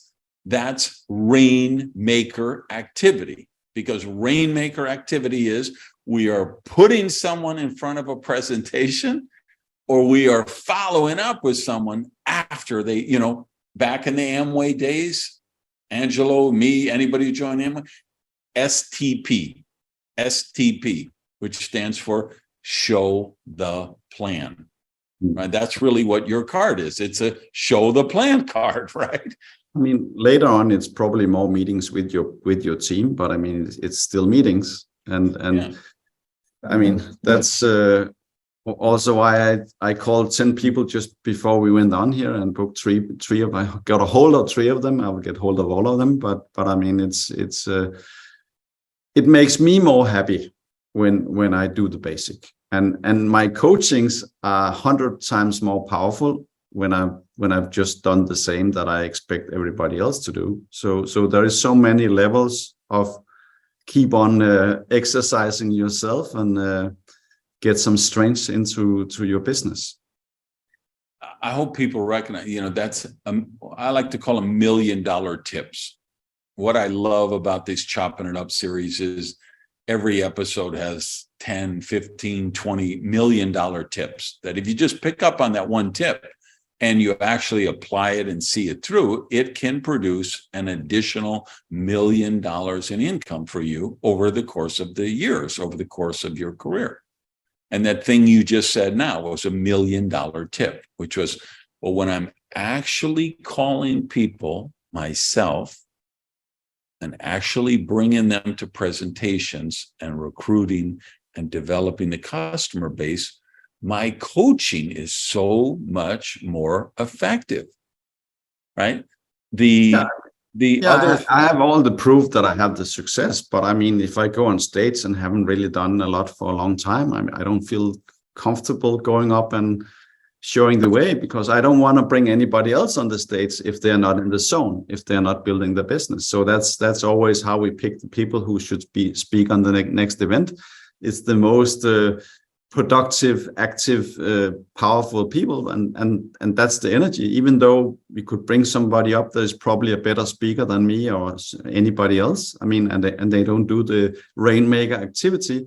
No matter if they say everything perfect, people sense it. They feel that something is wrong. They don't maybe recognize it at first, but when they come home, they will have a bad taste, a weird feeling in their body. And that's also why, I mean, you're one of the few generic trainers I respect.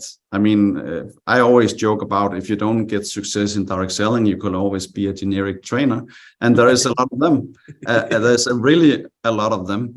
And they are actually ruining our profession, because, I mean, for 99% of the new people who just jump into different videos and get advices, I mean, probably half of the advices are good. The problem is that the new people don't have the capacity to choose or select the good ideas from the bad ideas.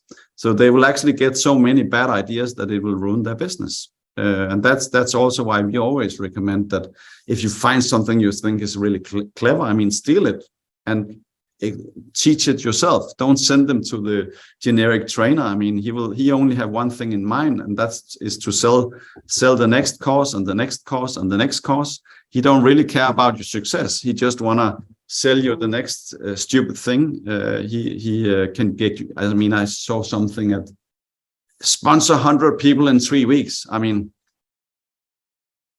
in our business, it's a very bad idea, because it's just asking terrible.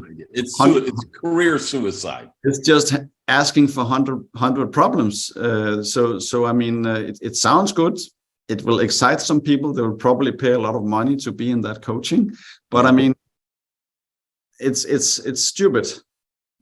So two things jump out at what you just said. That thing was like, hey, they're in the meeting, that guy or gal is on the stage and they're doing the training, but the people in the audience just feel like something is off. That's what the psychologists would label cognitive dissonance. When they're up there doing that and they're not doing it, they're talking about what they did 30 years ago. There's like I had working with a company, and I asked the leader to do a training that we could put on the website on how to meet people. And he talks about, and he's of a certain age. He's, in other words, old like me. So he's talking about meeting people when in line at the bank and the post office. And I have to tell him afterward, listen, what this does is it creates cognitive dissonance on anybody who's under 40 years old, because if they're under 40, they've never even been in a bank. They have an app on their phone, and that's how they do all their banking. And when you talk about the post office, they've never been they don't even know what a post office is. They don't know what a postage stamp is. They don't know what an envelope is. So actually, I have to correct myself. I think that article I wrote about the percentage of time that leaders have to develop to training is a different issue of MLM Confidential, because this month, the May, we're recording this in May 2023 for anyone who's watching it later. I actually wrote about false prophets in that subject that you were just discussing. One is the gurus and the consultants and the trainers who, they may be great at social media, but they don't understand direct selling. They may be great at sales. They don't understand direct selling. So there's some of those well-meaning people who are harmful, even though they mean well. And then there are some not well-meaning people who are just parasites, who are there to suck the money from your team. And every motivational speaker, every author, every coach, they look at our profession and say, oh my God, they put thousands of people in stadiums. They love to buy books and audios and coaching programs. And this is the, mother lode of riches. They want our team. They want access to them. And they'll work for free. They'll all give you free programs because they need your team's, contact info. But you have to be mindful you have to do the due diligence. Has this person actually built a business? Are they still active in the profession? Do they know what's going on today? And the thing I wrote in the article this month that I think and it just went out this morning, so people are just reading it now, is the false prophets that we create ourselves inadvertently. And that is the issue you just raised, where we put people on the platform who built the business in the Bush administration or the Carter administration.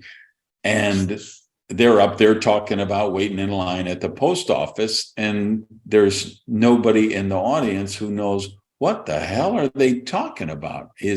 They don't, because, maybe they have a Facebook account so they can see their granddaughter's baby photos or something, but they don't understand the new reality in the world of how people communicate and social media and all of that stuff. And so we have to, what I wrote in the article about is how we can celebrate those people and we can honor those people, because those are the OGs, the original gangster who was here when the company was founded 32 years ago.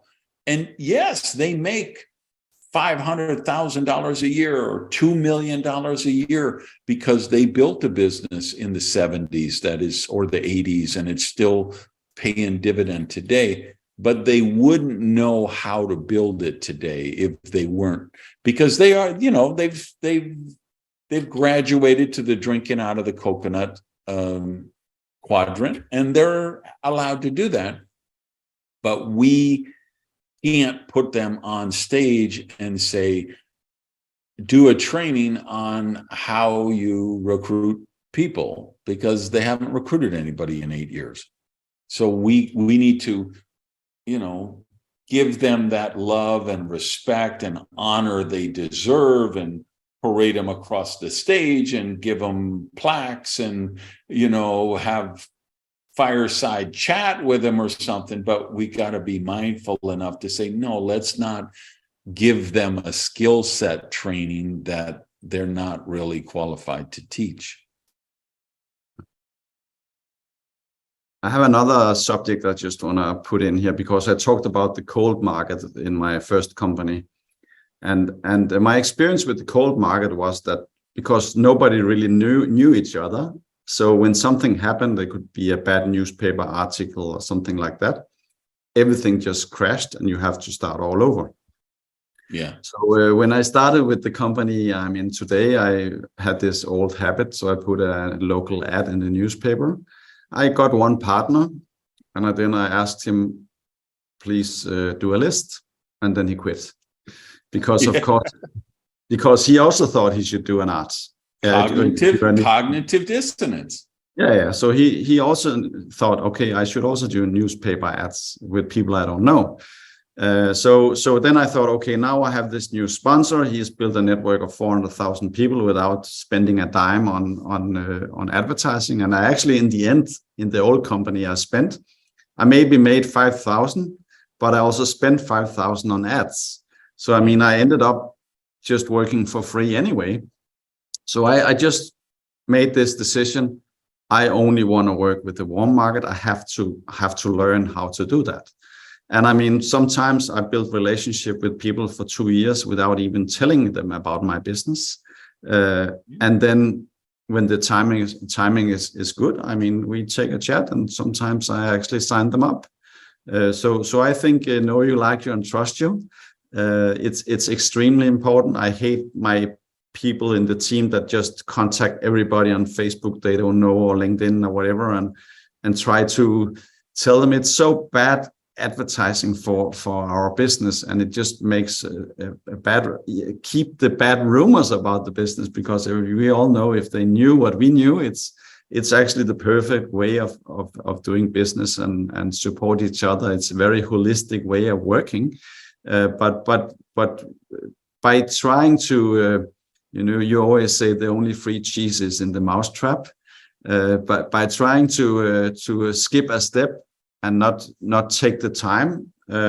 I from day one worked with the philosophy. I mean, what's good for my business in 3 to 5 years? I don't care if it's warm right now to pee in my pants. I mean, it doesn't help me in 1 hour. Then I will be freezing to death if I'm in a cold place. So I mean, I always try to think about the duplication part, the long-term effort I put into my business.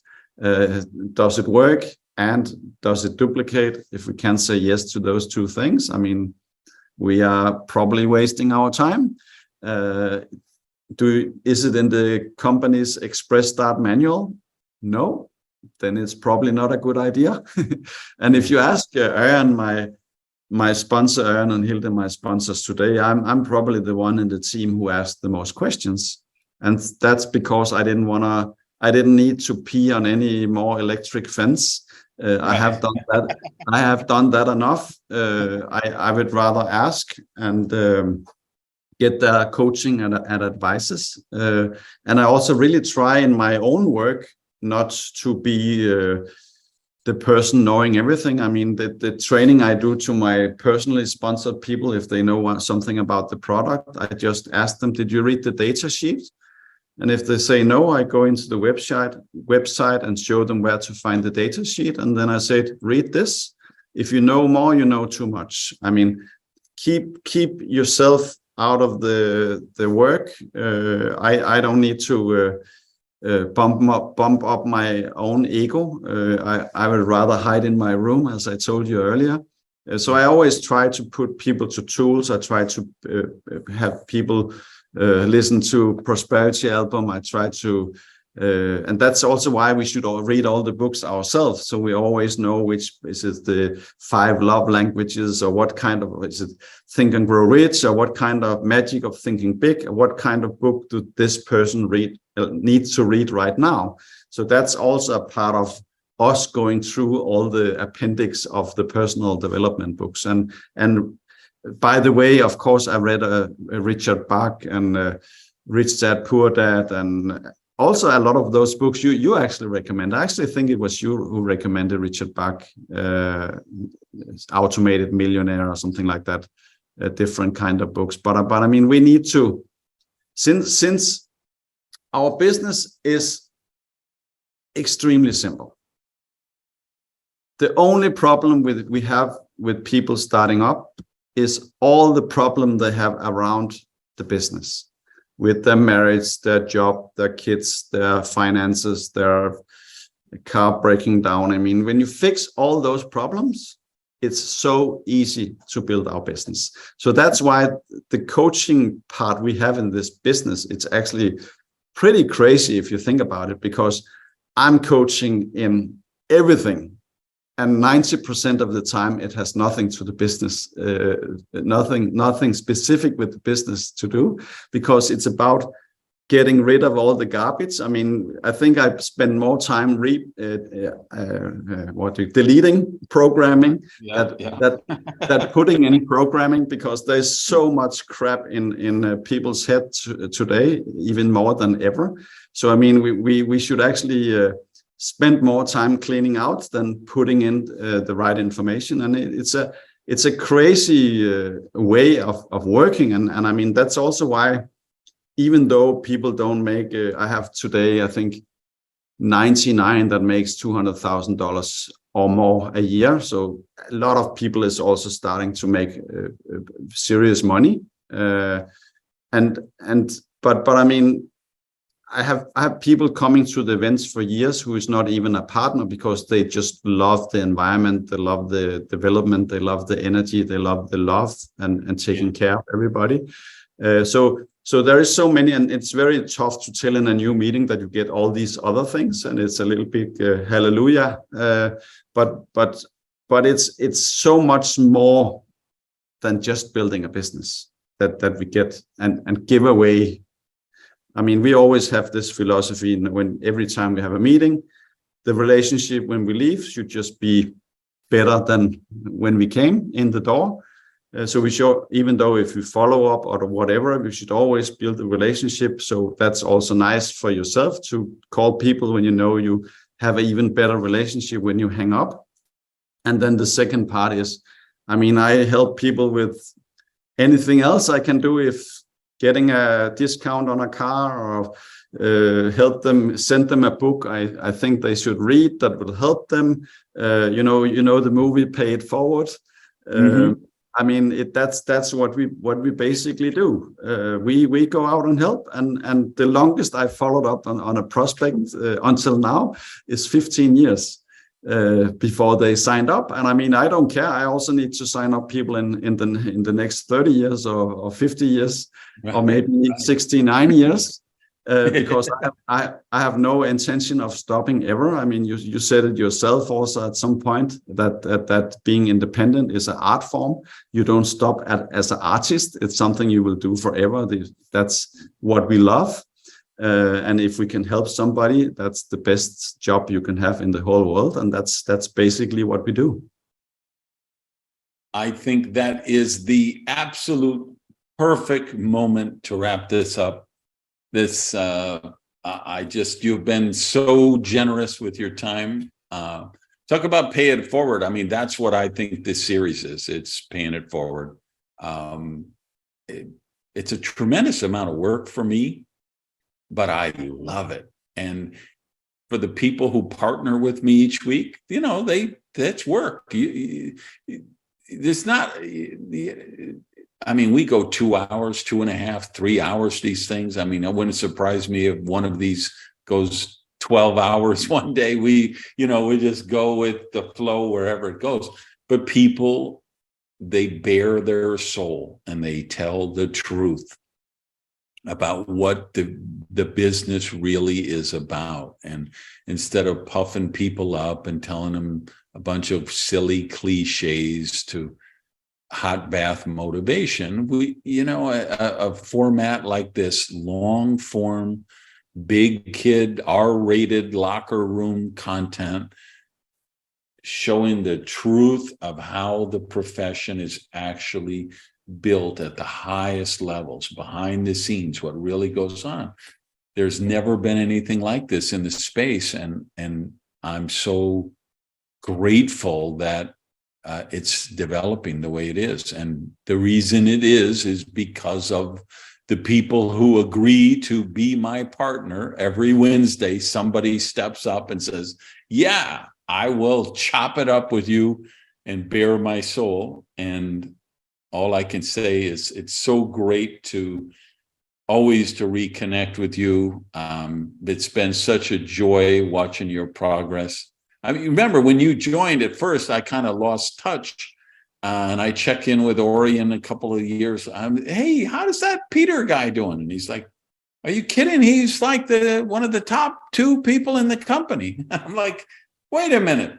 I sent you somebody that I gave you a distributor because my company wasn't building in, Scandinavia. I gave you a distributor. He became the top earner, and you didn't send me a present with 4 tires on it. So it's so fun to see how you have developed, and to see how how Orion and Hilda are doing, and the company as a whole. And I celebrate your guys' success. And again, just thank you for being a part of this. Randy, I just have been looking over your shoulder and copying everything you said. I mean, I don't think our company would be where we are today without the influence you have had to the founders and me and thousands of other people in the team. I mean, if we really could track your impact down in this profession, I mean, I'm getting goosebumps now. I mean, I think it will blow everybody's mind what kind of influence you have done to everybody in the whole world in this profession. And I don't know where I talk to you again, but I just wanna really send my deepest love and thanks for everything you have created for just me and my family and the thousands of people I have been able to influence with the advices and the cool way of seeing this amazing profession with your perspective. And it's just amazing. And I really think, I don't think anybody, even you, can imagine how much impact you have had on this profession. And I mean, there should be more of you. And I can't wait for next time we can trick you into come to Scandinavia and do some training with us, because every time has been a pleasure, and everybody loves what you do. And thanks for doing this for free, just sending it out. I mean, it just shows who you are, and keep just paying it forward. I mean, never ending work mission you are on, and it really changes. I'm sure millions and millions of lives have changed because of the dedication and the love to the profession you have. So thank you very much. And I'm so honored also to be asked to be on this show, because you've always been my leading star, how to handle this business and how to think. And I mean, I probably didn't figure out any single thought myself. I just copy paste everything, and a lot of that is from you. And that's the reason why we have what we have today. And that's also what I want to say to everybody else who see this. I mean, just copy these good ideas and do the work, and you will succeed. I mean, I haven't seen, and have never seen anybody didn't make it without the ingredients of being in a meetings all the times and upgrading the computer. That's what we need. So thank you very much, Randy. Hey guys, I'm back, and I just want to thank you for listening or watching, and let you know, if you made it this far, you are a serious, credible leader.